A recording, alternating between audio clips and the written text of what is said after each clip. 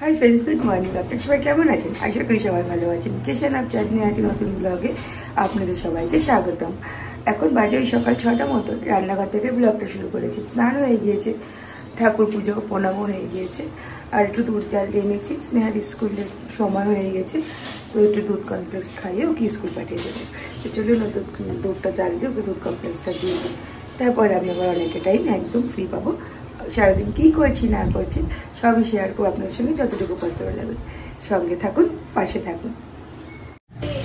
আর এই যে কাপটা নিয়েছি, এই কাপটা ওই যে দোকানটা ছিলাম না, চুড়িদার রং খেলার সময় চুড়িদার কিনতে গিয়ে অনেক দাম হয়েছিল সাদা চুড়িদারগুলো, তাই নেইনি, সেখান থেকেই কাপগুলো নিয়েছিলাম। আর এই যে এই কর্নফ্লেক্সটা নিয়েছিলাম শিলিগুড়ি থেকে, তো এখন এটাই ও খাবে, তো দুধ আর কর্নফ্লেক্স ওকে দিয়ে দেবো, এটা খেয়ে ও স্কুল চলে যাবে। তো চলুন ওকে কর্নফ্লেক্সও দিয়ে দিচ্ছি, এখন দেখি দুধটা দিয়ে দিই। চিনি লাগবে না, চিনি খাবে না কর্নফ্লেক্সে, কারণ এই কর্নফ্লেক্সগুলো অনেকটাই মিষ্টি, সেই কারণে আর চিনি এক্সট্রা করে দিতে হবে না।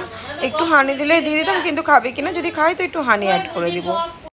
আর এই যে এখানে ব্রেডটা সেঁকে নিচ্ছি, ব্রেডটাই টিফিনে দিয়ে দেবো। ও ভারী কোনো খাবার নিয়ে যেতে চায় না, যেহেতু এখন স্কুল এক টাইমই ব্রেক হয়, আর টিফিন একটাই হয়, আর তাড়াতাড়ি চলেও আসে, সেই কারণে এর থেকে ভারী খাবারের দরকার পড়বে না। তো চলুন এবার টিফিন বক্সে সাজিয়ে নিই। বাটারটা আমি একটু এখানে গরম করতে দিয়েছি, এই ফয়েল প্যাকেটের উপর বসিয়ে দিয়েছি। কতটা গরম হবে জানি না, বাট চেষ্টা করছি একটু গলিয়ে নেওয়ার। আর এখানে কিন্তু এই ফয়েল প্যাকেটও নিয়ে নিয়েছি, বাটারটা এই টোস্ট করে এর মধ্যে প্যাকেট করে দেবো। এই যে নেহার টিফিন বক্স কিন্তু রেডি হয়ে গিয়েছে, আর এখন আমি চিরাসিসটা খেয়ে নেব। রেডি করে দিয়েছি নেহাকে, এখন বাসে তুলতে যাব। তুলতে গেলে পারে অনেকটা টাইম হয়ে যাবে। লেগেছিল বাবাকে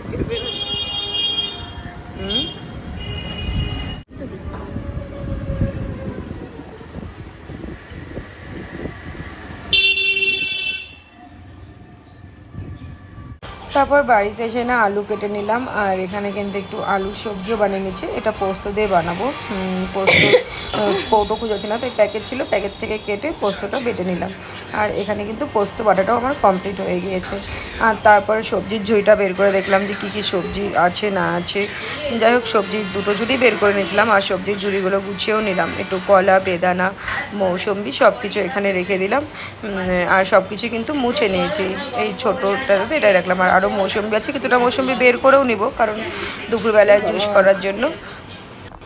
আর তারপর এখন কিন্তু ঠাকুর পুজো দেওয়া হয়ে গিয়েছে, এখন শুধু ভোগটা তুললেই হয়ে যাবে।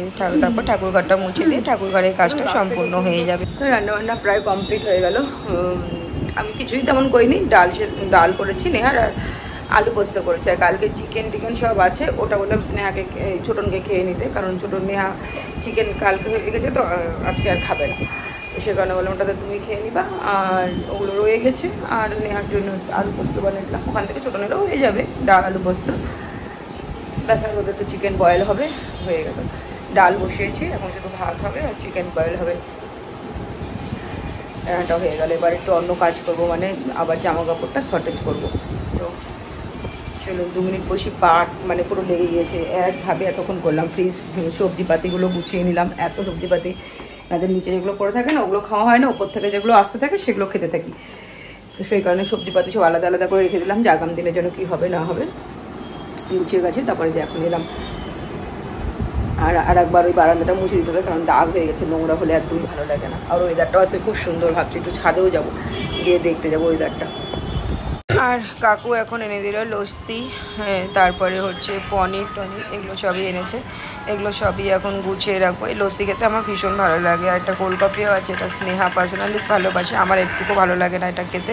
তো আমার লস্যি খেতে খুব ভালো লাগে। আমি আগে বড় বড় কৌটো কিনে আনতাম, আর এটা একটা দুধের প্যাকেট আছে ব্যাস। আর এখন কিন্তু আমি বাইরে ফিরিগুলো সব ঝাড়টা দিয়ে দিলাম, ঝাড়টা দিয়ে এখন দরজাটা বন্ধ করে দেবো। সিঁড়িটা পরিষ্কার না থাকলে না আমার ভালো লাগে না, সেই কারণে আমি সিঁড়িটা ঝাড় দিয়ে নিই। আর তারপরেই চলে এলাম ফল টলগুলো কেটে নিতে। না কেটে নিলে রস করার সময় আবার রস করে নিতে হবে। রস করার সময় না, রস করতে একটু টাইম লাগে, আগেও বলেছি যে যত ইলেকট্রিকে হোক না কেন রস করতে কিন্তু একটু টাইম লাগে, কারণ মৌসুমিটাকে ধরে রাখতে হয় যতক্ষণ পর্যন্ত না মানে রসটা সম্পূর্ণভাবে পড়ে যায়, এটুকুই। আর সেটা করতেও কিন্তু টাইম লাগে, এমন নয় যে ঝটপট করে হয়ে যায়। তো মৌসুমিগুলো চলুন কেটে নিই। একটু বেদানাও আছে, একটু বেদানার মৌসুমির রস নিজেও খাবো, স্নেহাকেও দেবো, ছোটনকেও দেবো। আর যেহেতু দিনটা ছিল সোমবার, তাই আমি তো উপাস, আমি সাবু মেখে নিচ্ছি। ছোটনকে বললাম আমটা ছুলে দাও, ছোটন আম ছুলে দিল, কলাটা আমি মেখে নিয়েছি। এবার একটু আম ছুলে এটা আমি আর ছোটন দুজন মিলেই খাবো, আমি একা খাবো না। সাবু আমি না আগে খেতাম না, বাট এখন আমার খুব ভালো লাগে সাবু খেতে। একটু দুধ, একটু সন্দেশ, একটু কলা, একটু আম দিয়ে মেখে নিই। এতক্ষণ পুরো ঘুমিয়েছিলাম। আসলে রাতেরবেলায় বলি, রাতের বেলায় আমার ঘুমটা ঠিকঠাক হয় না। ঘুমোতে ঘুমোতে আমার ওই 2-2-2:30 বেজেই যায়, আবার ভোর 4:30টার মধ্যে আমাকে উঠতেও হয়। সেখানে দুপুরে একটু ঘুমিয়েছিলাম, আর উঠে দেখছি চোখটা ভীষণ ইচিং হচ্ছে। জানি না এই চোখটাতে কী হলো, এই চোখটা। আর দেখতেও আমাকে খুব রুক্ষ রাখে। শিলিগুড়ি থেকে আসার পর না এরকম হয় আমার, মানে পুরো কালো কালো লাগে, কেমন যেন একটা লাগে, ভালো লাগে না। চলে যাবে, গাছগুলো দেখিয়ে দিই। এই দেখুন, এই ফুলগুলো আগেও দেখেছি, এই ফুলগুলো ফুটেছে গেছে, গাছ ভর্তি করে গেছে। এই যে রোদের জন্য এই ফুলটা এরকম হয়ে গিয়েছে। এটা অনেক আগেও ফুটেছে। যাক, এই ফুলটা এত ভালো লাগে না দেখতে, কিন্তু এটা এই গাছটাতে আমি দেখলাম ফলো করে একটু জল বেশি লাগে। আর ফুলগুলো এত সুন্দর ঝিরিঝিরি ঝিরিঝিরি ঝিরিঝিরি অনেক পাপড়ি হয়। আর এই গাছটা যে দিয়েছিল এটা তো হলুদ ফুল ফুটতো, বাট এখন পর্যন্ত ওই গতবার আনার পরে যে ফুটেছিল তারপর থেকে আর আমি ফুল ফুটতে দেখলাম না এই গাছটাতে। ভাবছি গাছটা একটু ছেটেও দেবো, ছেটে দেওয়ার পর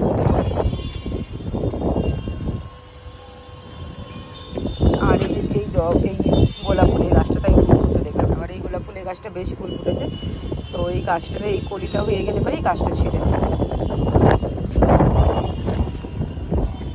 কিরকম দুলছে গাছগুলো, কি ভালো লাগছে দেখতে হাওয়াতে। আর নাকচাপা গাছ, এই গাছটাই বড় হয়েছে, এই গাছটাতে ফুল ফুটেছে। ওই গাছটা আমি কেটে দিয়েছিলাম, সবাইকে দেখলাম কেটে দিতে, তো আমিও কেটে দিয়েছিলাম। বাট এই গাছটা কিন্তু আর পাতা গজায়নি, জানি না কি হবে। জবা ফুল এই গাছটাও কিন্তু আমি ছেটে দিয়েছি।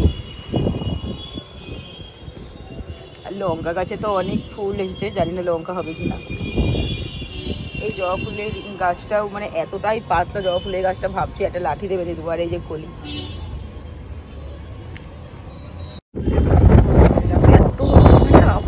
আমাকে উল্টে ফেলে দেবে।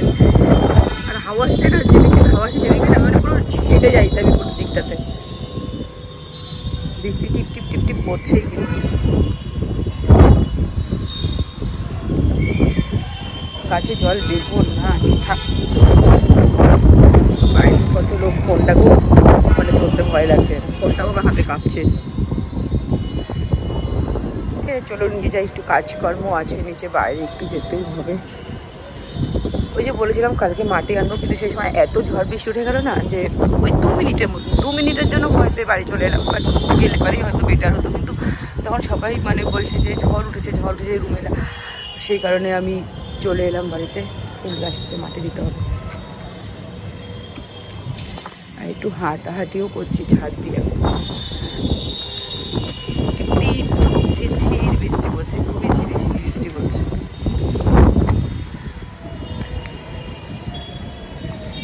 আকাশটা আবার সাজছে, কালো হচ্ছে, মেঘ আসছে। বাপরে, আমার এই চোখটাতে না খুব প্রবলেম হয়ে গেল। ঘুম থেকে উঠে আমি ফলো করছি, এটা এত ইচিং করছে না।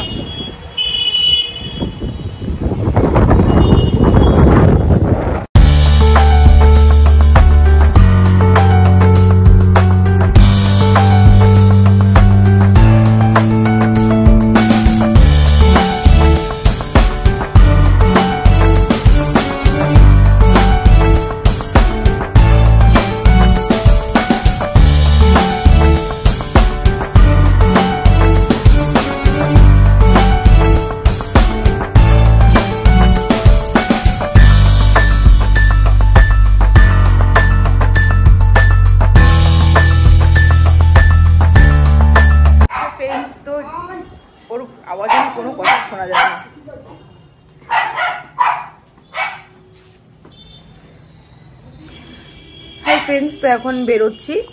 আর একটু মেয়োনিজ এখানে দুটো টিকটিকি মারপিট লেগে গেছে।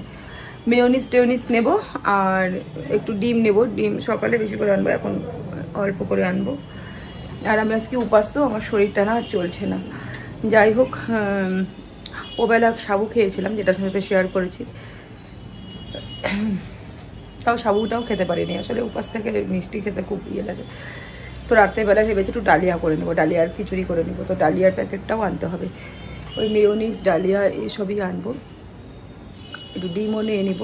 চলুন বাজারে বেরিয়ে পড়ি, কারণ আকাশের অবস্থাও ভালো নেই।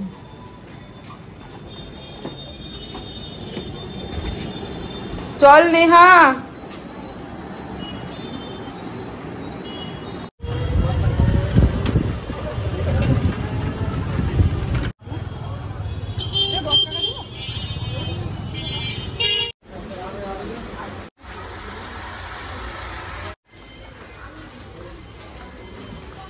কি আছে চকলেট খেয়েছো না তুমি? হ্যাঁ সব চকলেট